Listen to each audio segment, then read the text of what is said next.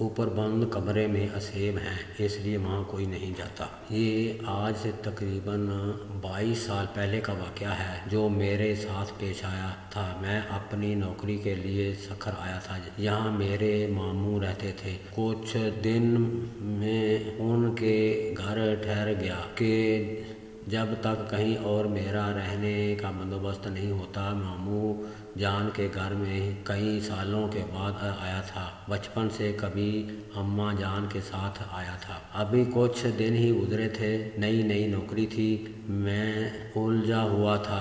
ایک رات میں دیر سے گھر لوٹا۔ کھانا کھانے میں اپنے کمرے کی جانب بڑھا تو مجھے ایسا محسوس ہوا کوئی اوپر کی جانب گیا ہو۔ میرا کمرہ ریڑے کے سامنے تھا اور اوپر ایک کمرہ تھا جو بڑا تھا۔ ماموں نے مجھے پہلے دن ہی وہاں جانے سے منع کیا تھا، کیوں یہ نہیں بتایا تھا۔ میں نے بھی زیادہ نہ پوچھا، مگر اس وقت کون گیا ہوگا وہاں، یہ سوچ کر میں اوپر چلا گیا۔ کمرے کے باہر پہنچا تھا کہ اندر سے مجھے کسی کے ہنسنے کی آواز آئی۔ دل بری طرح دھڑکا۔ فطری تجسس کے باعث میں نے دروازہ کھولا۔ اندر کوئی بھی نہیں تھا۔ میں نے نظر گھما کر چاروں جانب دیکھا۔ کمرہ عرصہ دراز سے بند رہنے کی وجہ سے گرد و آلود ہو رہا تھا۔ آوازوں کو اپنا وہم جان کر میں پلٹنے ہی لگا تھا کہ میری ممانی نے مجھے پیچھے سے پکڑا۔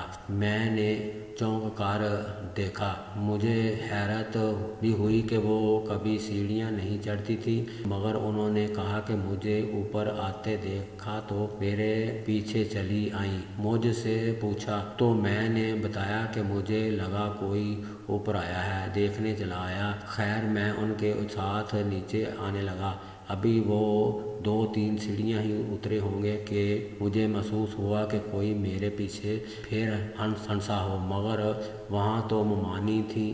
میں نے اپنی گردن گھمائی اور میرے ہوش اڑ گئے۔ میرے پیچھے ممانی کے بجائے ایک چھلے ہوئے چہرے والی لڑکی کھڑی تھی جس کی آنکھیں سرخ تھیں۔ خوف سے میں سیڑھیوں سے نیچے گر پڑا اور ایسا میرے پاس آ رہی تھی۔ میری آواز حلق میں ہی رہ گئی تھی۔ بمشکل میں چیختا تو میری آواز پر ممانی اور ماموں اپنے کمرے سے بھاگے آئے۔ میری حالت بہت غیر ہو چکی تھی۔ میں نیم بے ہوشی میں تھا، مگر مجھے وہ لڑکی اپنے سامنے محسوس ہو رہی تھی۔ ماموں شاید سمجھ چکے تھے مجھے کیا ہوا ہے۔ انہوں نے مجھ پر دم کیا اور اپنے کمرے میں لے گئے۔ کچھ دن بعد جا کر میری حالت بہتر ہوئی۔ میں نے اس رات کا تمام حال کہہ سنایا تو ماموں نے بتایا کہ اوپر بند کمرے میں اسیب ہیں، اس لیے وہاں کوئی نہیں جاتا، مگر وہ کسی کو نقصان نہیں پہنچاتے۔ تم نے شاید وہ دروازہ کھولا ہوگا، اس لیے تمہارے ساتھ ایسا ہوا۔